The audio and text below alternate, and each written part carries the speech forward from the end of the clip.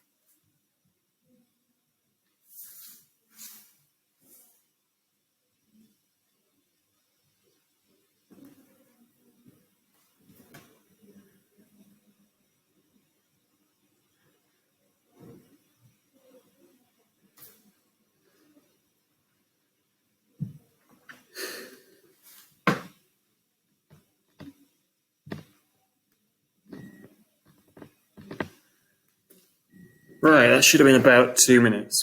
So, hopefully, if you can remember what we did at the GCSE with RNA, what you should have been writing about is that it is made in the nucleus, that it's a rough copy of the DNA, and that it's used to transport the information from the DNA in the nucleus to the ribosomes so that we can make proteins.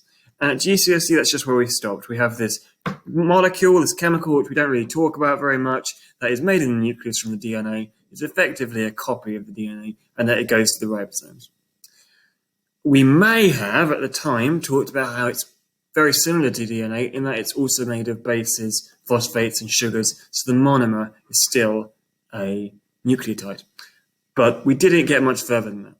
And we're going to add that at A-level just by adding a few little points which you need to know about. So, this is effectively what I've just said, to be fair. The only thing to add there is that ribosomes are pretty much the only organelle beyond the cytoplasm and the cell membrane that are found in all life. That's because proteins are essential for all life, and protein synthesis is fairly much the same in all life. The question at the bottom is, what is a ribosome? Hopefully you've already answered that in your head. You should know from your cell biology topic that a ribosome is part of the cell, a very small part of the cell, usually found in the cytoplasm or on the rough endoplasmic reticulum, which is used to make proteins. It's used for protein synthesis. Now, instead of sending the DNA to be read, we don't do that. We just copy it to make an RNA strand. Now, we're immediately going to add some more information here because we're going to use this enzyme called RNA polymerase. RNA polymerase is very similar to DNA polymerase. All RNA polymerase does is it creates RNA. And what it does is it creates an almost exact copy of the DNA. And it creates RNA, which can then be sent out. So then the question is, why not just send the DNA? Why not just let the DNA out of the nucleus and let the DNA go directly to the ribosome? So after 30 seconds, why do you think that might be? You can say it aloud, though I can't hear you.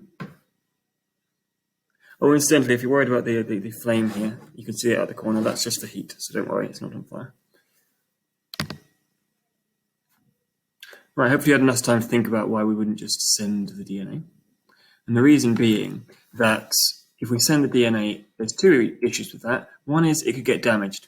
We don't want the DNA to leave the nucleus. If the DNA gets damaged by any of the chemical reactions that are going on in the cytoplasm, then we can't very easily repair it. It's much safer to keep it inside the nucleus, which is a fairly inert part of the cell. It won't get damaged. The second reason is we only have 2 copies of each gene, one from your mum, one from your dad. And we can make thousands of RNA strands. And what that means is, for say your eye color gene, I can make thousands of these eye color proteins at one point, just by making thousands of RNA strands. So instead of only having these 2 DNA strands, I can now have thousands and thousands and thousands of RNA strands, all being turned into proteins at the same time. It makes it much quicker and more effective and more efficient.